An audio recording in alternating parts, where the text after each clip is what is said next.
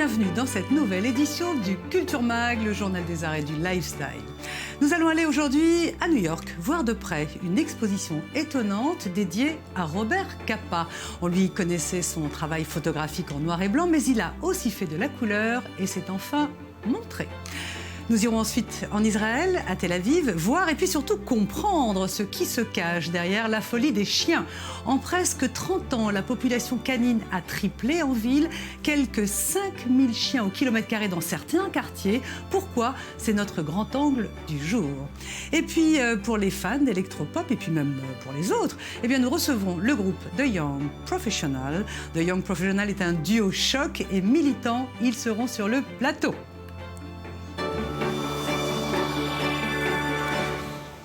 Voilà pour le sommaire. Merci d'être avec nous. On va rester en musique avec la nouvelle tournée de Prince. Elle démarre en Angleterre. Le petit chanteur se faisait assez rare ces derniers temps, mais il a orchestré sa réapparition avec brio. On l'a vu dans un épisode de la série New Girl, diffusée juste après le Super Bowl aux États-Unis cette semaine. Prince, qui a 55 ans, revient donc sur scène en Angleterre et il y célébrera ses 35 ans de carrière. Son nouvel album est titré Plectrum Electrum. À New York, c'est une exposition de photos qui fait sensation. D'abord parce que les images sont signées Robert Capa, mais surtout parce que ces images sont en couleur. On connaissait en noir et blanc le travail du célèbre photographe juive d'origine hongroise. Capa, ses couvertures de conflits, ses reportages pour le magazine Life, l'agence Magnum. Mais on ignorait qu'il faisait aussi du Kodachrome. C'est le récit de cette exposition et il est fait par Sandy Fortis. Modèle absolu pour tous les photographes, Robert Capa a immortalisé des grands moments de l'histoire du XXe siècle, des clichés que l'on connaît en noir et blanc, comme la plupart de ses travaux, et pourtant la couleur avait aussi de l'importance dans son travail. Il utilisait le noir et blanc et la couleur pour tous ses sujets à partir de 1941. Il avait toujours 2 ou même 3 appareils photo pour photographier la même scène en noir et blanc et en couleur.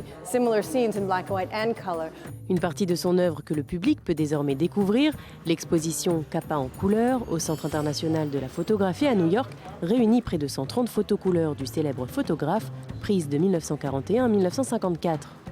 Je ne savais pas qu'il avait fait des photos en couleur, mais c'est magnifique.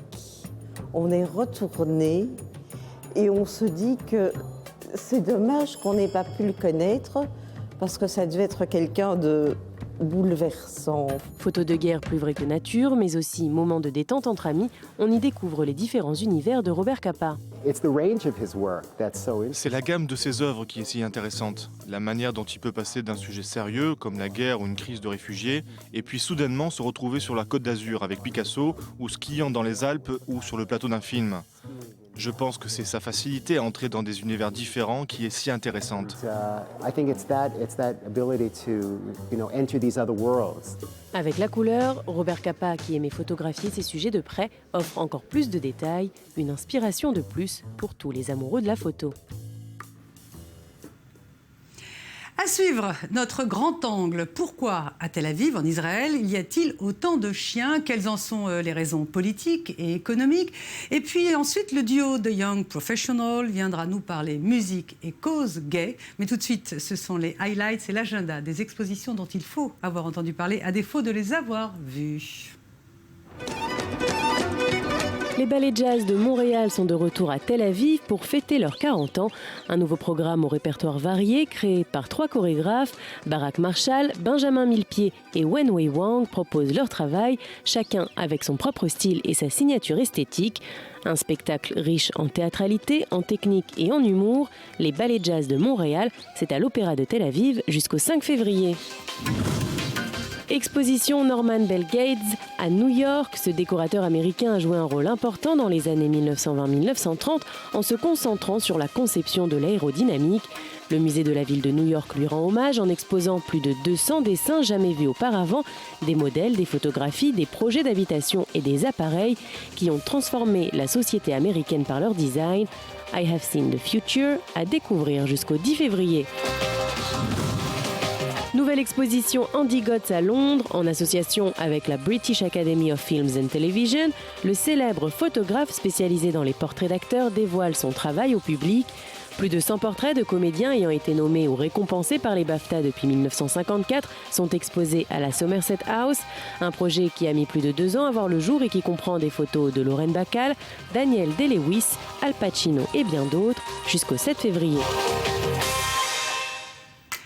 Nous partons maintenant à Tel Aviv, en Israël, pour essayer de comprendre le phénomène chien. En 30 ans, les toutous ont envahi la ville. Cet engouement pour les chiens n'est pas tout à fait anodin. Un chien, ça coûte cher. Un chien, c'est un signe de mieux-être économique. Un chien, c'est un animal de compagnie en temps de paix. Et un chien, enfin, c'est aussi un moyen de se démarquer des juifs religieux. Autant de raisons pour expliquer cet engouement. C'est notre grand angle et il est signé Fleur Citruc.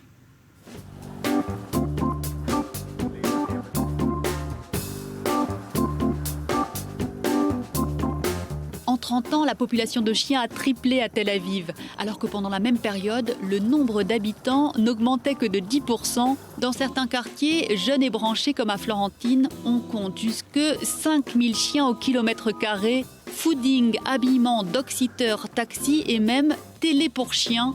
Tout un business s'est développé autour de Médor. Et dans le pays de la high-tech, les applis bien sûr se sont multipliées. Là, je cherche une application pour trouver où se trouve le parc le plus proche. Donc là, j'ai trouvé, voilà. On voit qu'il y a le Gan Meir à côté et il y a tous les copains de Shekel qui l'attendent déjà. On va au parc? Shekel, on va au parc?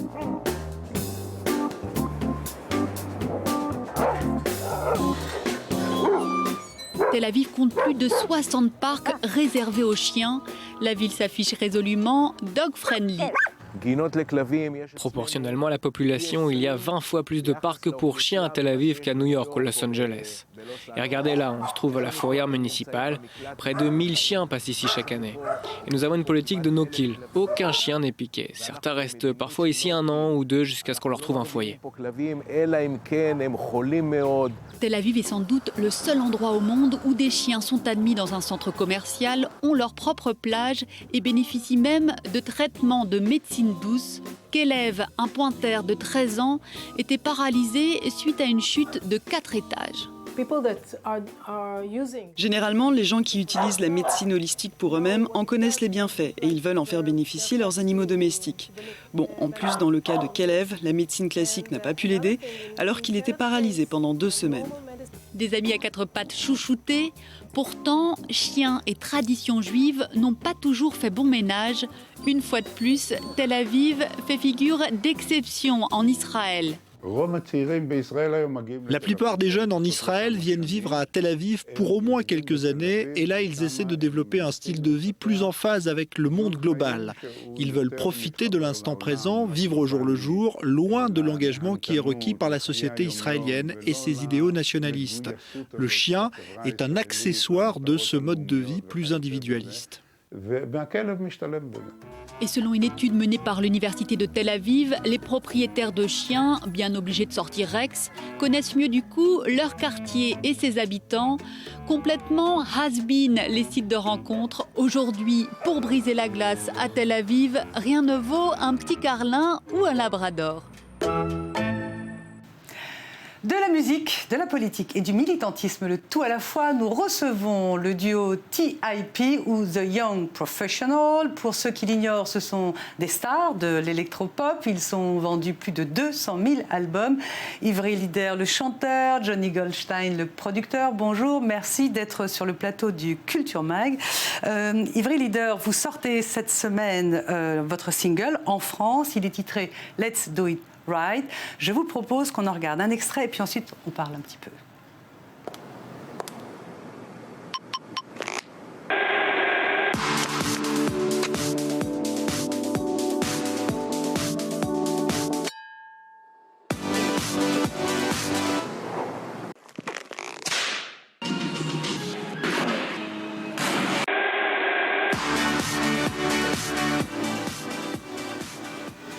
Alors tout d'abord, vous êtes très beau, vous êtes très bien maquillé, on vous voit très provocative. Est-ce que c'est une marque de fabrique, c'est votre marque de fabrique? Et est-ce que le titre de ce single, Do It Right, est-ce que c'est une injonction dans cette époque où on vous demande toujours de tout faire bien? Je pense que c'est une façon d'adapter la phrase Let's do it right, faisons-le bien. Peut-être que dans la chanson, ça veut dire une chose et que nous essayons de l'appliquer à d'autres choses au hasard. Comme par exemple en coupant des fruits ou en prenant des bains de lait. Je ne sais pas si ça vous est déjà arrivé de prendre vous-même des bains de lait ou comment pouvez-vous le faire comme il faut. Je pense que grâce à l'aide d'Uriel, qui est un performeur avec qui nous travaillons énormément chez TYP, nous avons décidé de produire ces mini-vidéos, des teasers pour le single en quelque sorte, dans lequel vous pouvez voir des actions aléatoires que vous auriez pu vouloir faire ou pas. Mais peu importe ce que vous faites, faites-le bien, avec de l'intention ou peut-être avec du bonheur, avec une bonne énergie. Voilà l'idée générale de cette chanson. Vous êtes très engagés tous les deux dans des causes politiques, vous êtes très militants. Est-ce que vous pensez que la liberté des homosexuels est encore à conquérir et si oui, où ? Ce que je veux dire, c'est que la musique pop peut être fun, peut être aussi porteuse de messages. Et nous, en tant qu'artistes pop, nous voulons organiser des fêtes, comme vous pouvez le voir, mais nous voulons aussi que les gens s'amusent. Nous voulons aussi que les gens pensent et nous voulons que les gens soient excités autant que nous le sommes nous. Donc, en quelque sorte, nous aimons faire de la politique sur les sujets qui sont pertinents par rapport à notre vie et à notre cause, par rapport à ce qui nous intéresse. It's part of the pop right now. It's part of pop, yeah. Johnny, Ivry, vous avez été engagé dans le mariage pour tous. Est-ce que vous avez suivi en France les dernières manifestations et le débat sur le genre féminin, masculin? Oui, on s'est engagé dans ce débat et on essaye de suivre ça. Je pense que c'est un sujet intéressant qui se passe à l'heure actuelle, peut-être dans le monde entier, vous savez, que ce soit en Israël, vous pouvez voir aussi ce qui se passe en Russie. Vous savez, on essaye juste de faire passer l'idée que vous pouvez être qui vous voulez. Vous n'avez pas besoin de décider. Si vous voulez être un stéréotype masculin ou féminin, vous pouvez être ce que vous sentez un bon matin en vous réveillant et je pense que c'est ça le plus important. Parce que si vous laissez l'autre être ce qu'il désire, libre et dans un bon esprit, alors je pense que la vie serait plus facile pour nous tous. Ma dernière question, la France vous aime beaucoup, vous avez un rapport très particulier à la France, vous avez remixé un disque de Mylène Farmer, votre single sort cette semaine en France. La France vous aime aussi beaucoup. Quelle est la relation que vous entretenez à ce pays ? Tout d'abord, nous sommes signés sur un label français, on est chez Universal France, donc en gros nous sommes un artiste français et c'est ce que nous adorons parce que pour être honnête, c'est un grand honneur de faire partie de la scène musicale française. Nous aimons beaucoup la musique française. Oui, la musique électro-française est vraiment l'une des plus importantes au monde. Vous avez des amis sur cette scène électro-pop ? Oui, maintenant nous avons quelques amis, des gens avec qui nous avons travaillé. Nous en avons rencontré quelques-uns, d'autres que nous n'avons pas encore rencontrés, mais avec qui nous collaborons, ce qui est intéressant. Mais en ce qui concerne Mylène, nous sommes sur le même label et donc ils nous ont demandé de faire un remix et nous on était très contents car elle est vraiment la meilleure, elle est très importante. Donc pour nous c'était un challenge très intéressant d'essayer de faire ça. Et vous savez que nous adorons la France, nous adorons Paris, nous aimons la culture, les énergies. C'est toujours un plaisir de venir en France et de jouer devant le public français. Les gens savent vraiment écouter la musique avec une vraie culture. Vous aime, la France vous aime. Bon, je vous rappelle votre succès. Vous êtes très aimé sur la scène de l'électropop. Vous avez également plein de talents. Vous avez signé la musique de films de Tu marcheras sur l'eau et de The Bubble. What are your next projects? Quels sont vos prochains projets? Cet album, on a juste terminé l'enregistrement de notre second album. Le premier single sort aujourd'hui. Oui, après cela, nous allons commencer à jouer en live, sûrement en France, et nous l'espérons comme ces 2 dernières années tout autour du monde. Middle East? Au Moyen-Orient, oui. Eh bien, au Moyen-Orient, nous pouvons jouer en Israël. Nous adorerions jouer au Liban, n'est-ce pas? Cela pourrait vraiment être cool. Je ne sais pas si nous pouvons, mais nous aurions adoré. Merci beaucoup. La prochaine fois, vous nous donnerez vos leçons de maquillage, de make-up. Merci beaucoup à tous les deux d'être venus sur le plateau de i24 News. Voilà, le Culture Mag, c'est terminé pour aujourd'hui. Tout de suite, l'info continue sur i24 News. Je vous rappelle que vous pouvez nous suivre sur le site www.i24news.tv. On va se quitter, ne bougez pas, avec un de vos titres, Ivry Lider et Johnny Goldstein, et c'est titré New York City. Merci de votre fidélité, à demain.